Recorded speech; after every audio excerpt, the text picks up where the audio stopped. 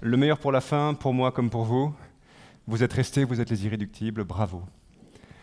Les organisateurs, M. Grobet, sont venus me voir, ils m'ont dit « The future is now ». Est-ce que ça correspond au LiFi? J'ai répondu que oui, parce qu'on est au moment d'inflexion. Il y a 2 ans, ce n'était pas forcément vrai, mais nos comportements en termes de consommation de données sans fil et notre infrastructure tendent à pousser vers une solution pour alléger nos solutions actuelles. En 3 planches, je vais vous expliquer pourquoi nous avons pas un problème, mais un comportement de téléchargement qui pousse la limite de nos infrastructures. Sur la 2e planche, je vais vous expliciter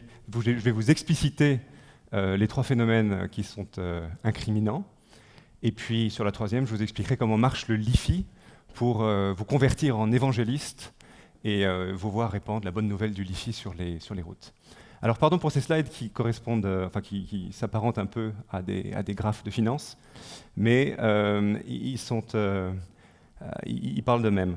En haut, à gauche, en orange et blanc, c'est une prédiction qui date de 2018 du nombre d'objets connectés qui seront en marche dans nos marchés. En 2021, la prédiction, c'est 23,2 milliards d'objets connectés. La partie blanche, ce sont les téléphones et les tablettes.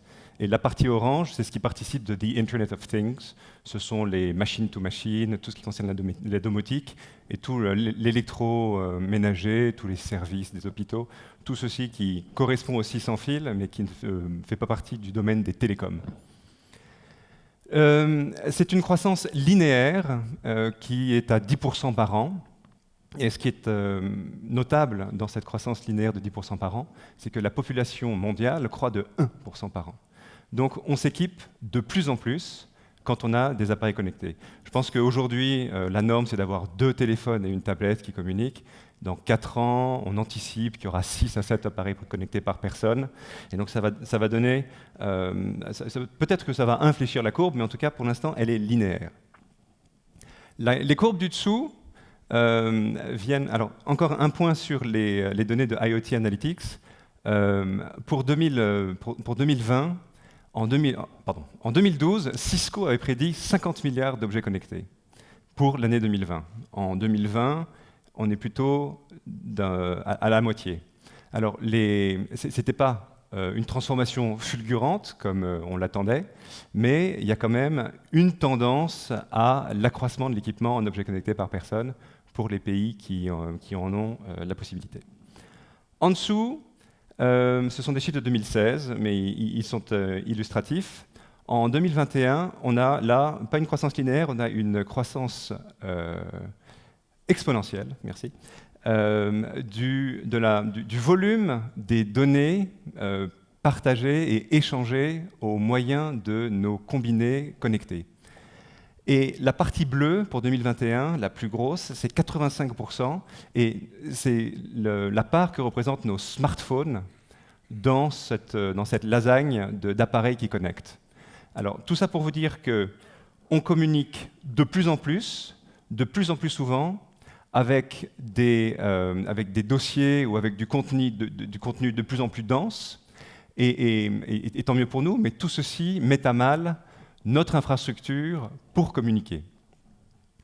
La vidéo et la résolution des images de nos smartphones sont largement coupables de cet accroissement. Donc 10% de croissance d'équipement pour les appareils, une croissance exponentielle du contenu qu'on échange sans fil, et comment est-ce que ça va marcher dans le futur? Alors, Pierre a souligné que j'avais des enfants, donc j'en ai mis 5 en haut, pour vous expliquer de façon schématique la notion de rendement décroissant. Si je prends un petit garçon qui chante à 50 décibels et qui fait un La, j'aurai un petit garçon dans une chorale. Si je rajoute un deuxième petit garçon ou une petite fille à côté de lui qui fait un La aussi à 40 décibels, je n'aurai pas 80 décibels, j'aurai un incrément de 3 décibels.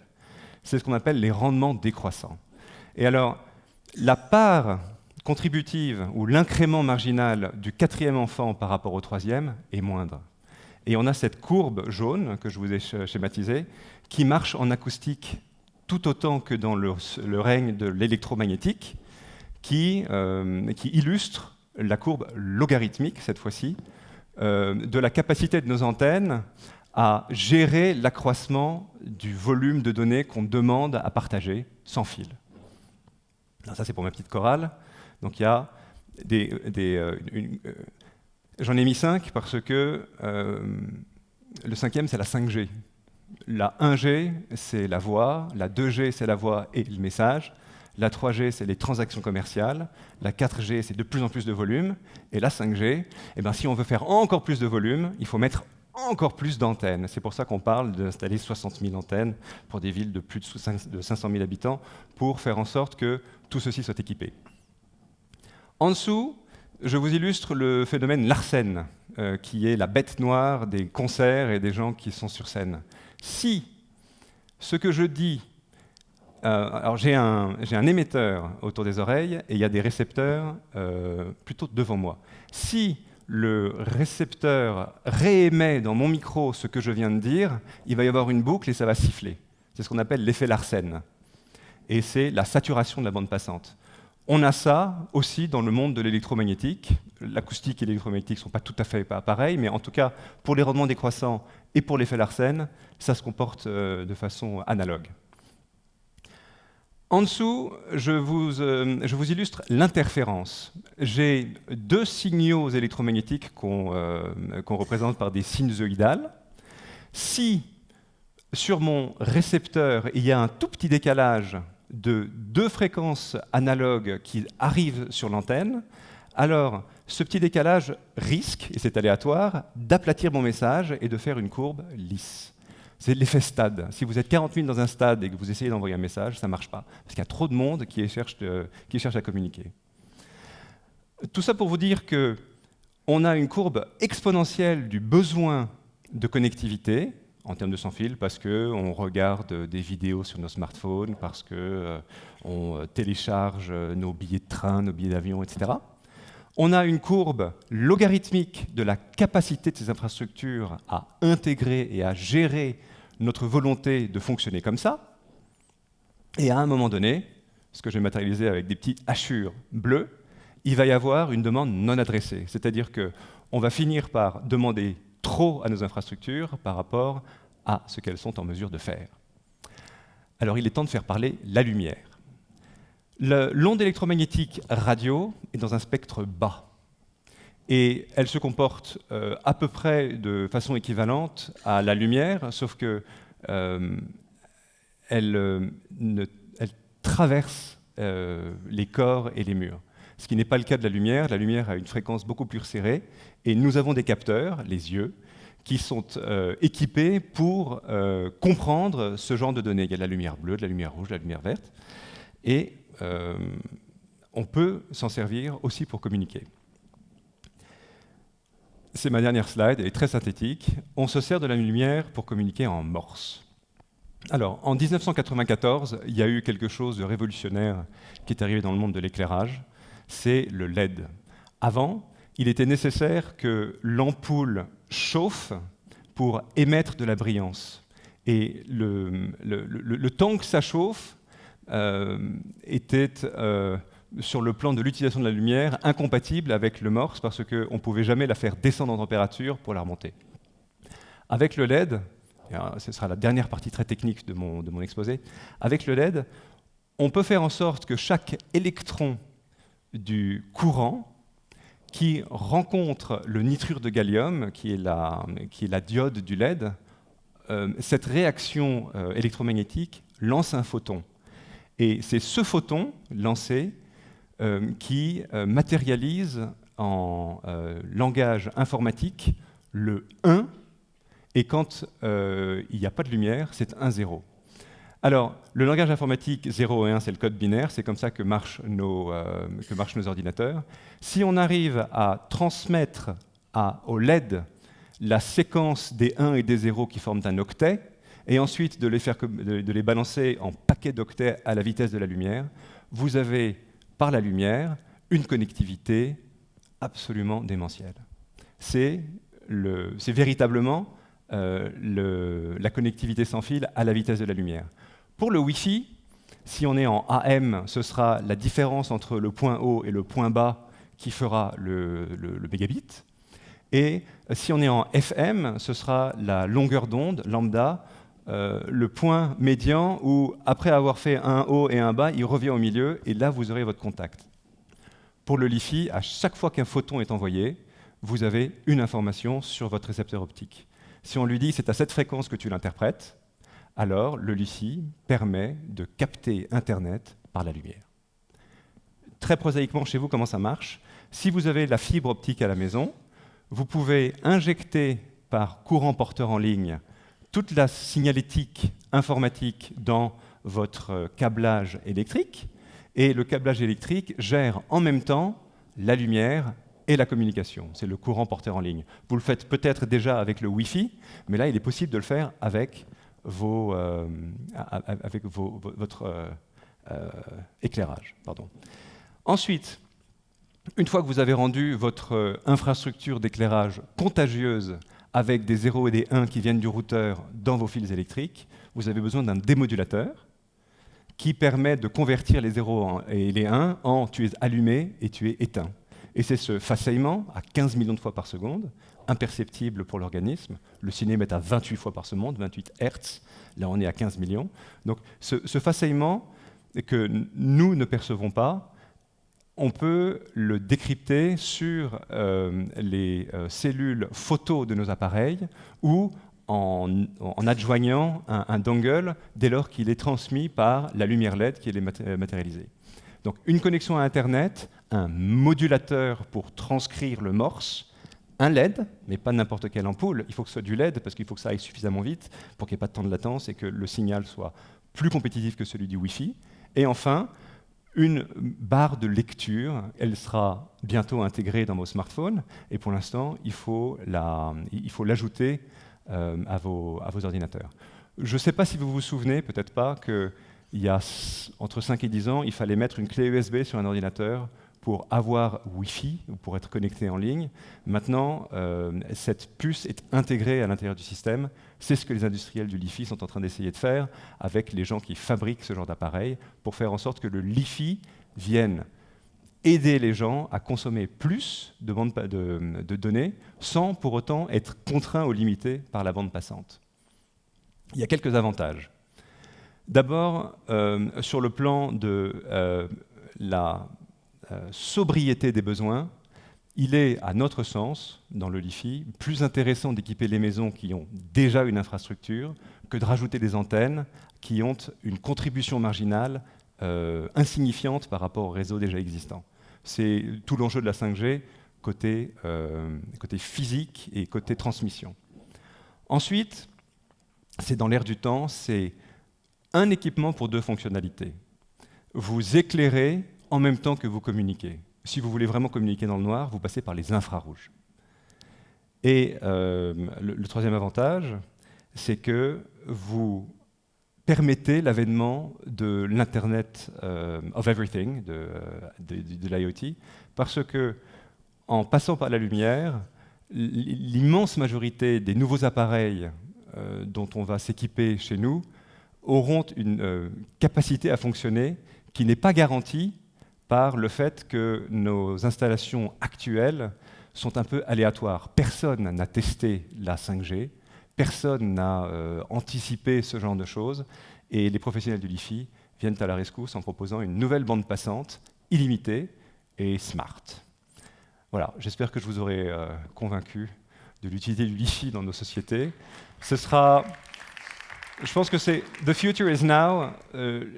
Avant, ce n'était pas au point. Il fallait vraiment que le LED soit tout près du récepteur. Maintenant, il s'émancipe parce qu'on a réussi à focaliser les rayons. Et donc, on arrive à faire du 3 ou 4 mètres avec du multi-usage. Et je pense que ce sera prêt dans 2 ans. C'est pour ça que « the future is now » me parlait pour parler du Li-Fi. On ne peut pas équiper aujourd'hui, mais dans 2 ans, les solutions techniques seront là. Merci, on peut l'applaudir. Alors, il nous reste quelques millisecondes pour quelques questions. Je ne vais pas entrer sur les aspects techniques. Et puis, naturellement, tu pourras, si des personnes dans la salle sont intéressées, puisqu'on arrive au terme de la journée, répondre à celles et ceux qui souhaiteraient revenir là-dessus. Deux éléments qui m'intéressent. Le premier, c'est où est-ce qu'on en est précisément? The future is now. Now, c'est quoi maintenant dans le processus de développement? Parce qu'on le sait, pour des startups, pour des entreprises naissantes, il y a des moments très critiques.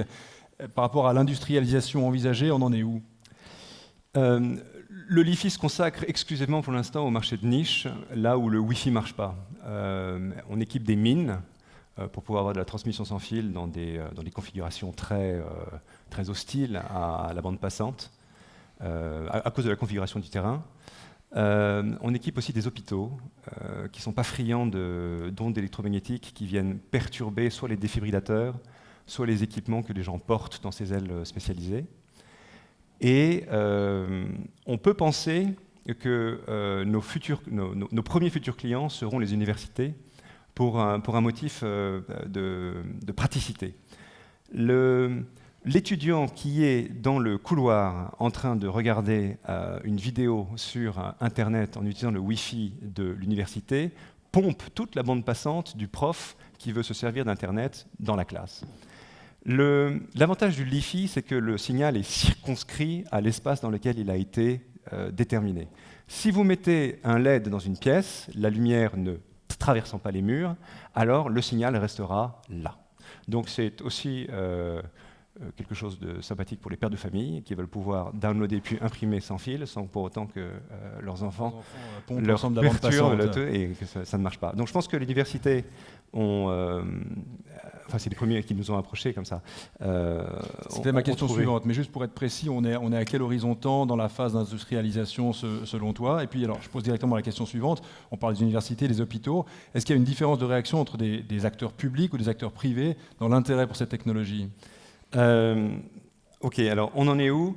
En développement innovatif, on parle de TRL, le Technology Readiness Level, qui va de 0 à 9. De 1 à 4, on est vraiment dans les labos avec des matériels très chers, très spécialisés. Il y a quelques gens dans le monde qui comprennent ce qu'ils font.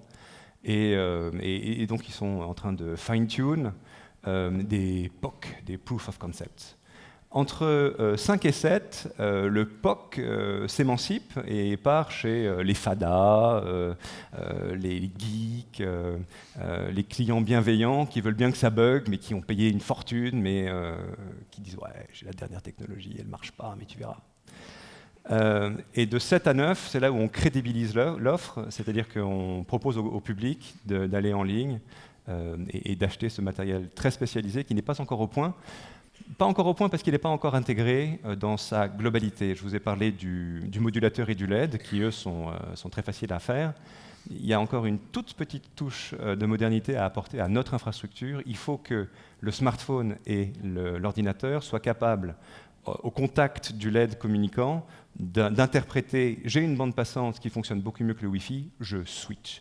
Et alors toi, tu en es où? Entre 1 et 9? On est à 7. 7. On est à 7. Okay. On est à 7. Et la réaction des pouvoirs publics? Des gouvernements? Parce qu'a priori, nous les gouvernements, je pourrais me poser moi-même la question, mais en l'occurrence, c'est toi qui vas répondre. Alors, c'est la réaction. Les gouvernements sont en charge de l'infrastructure, donc ils doivent être plus directement intéressés. Le type qui fabrique ce genre de choses va aller voir le public, donc, et pas vraiment le privé.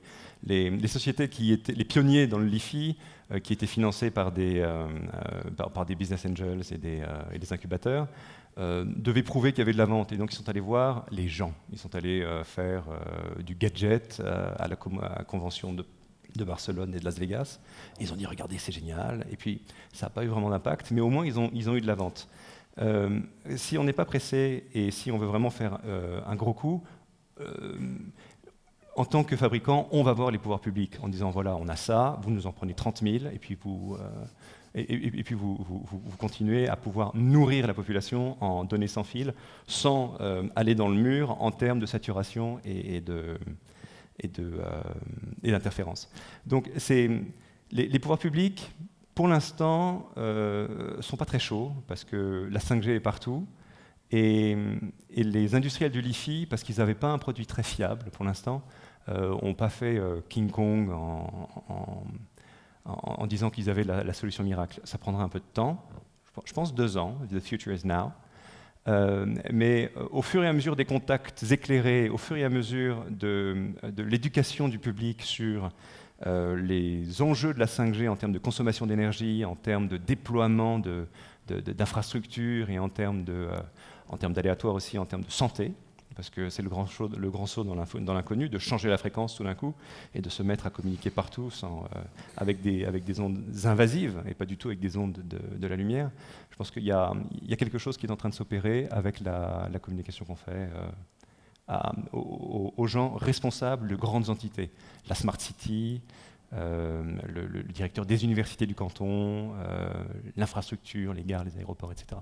Donc c'est pas tant que les pouvoirs publics rechignent à changer, c'est plutôt que les industriels de ce secteur rechignaient à aller les voir parce qu'ils n'avaient pas quelque chose de bulletproof.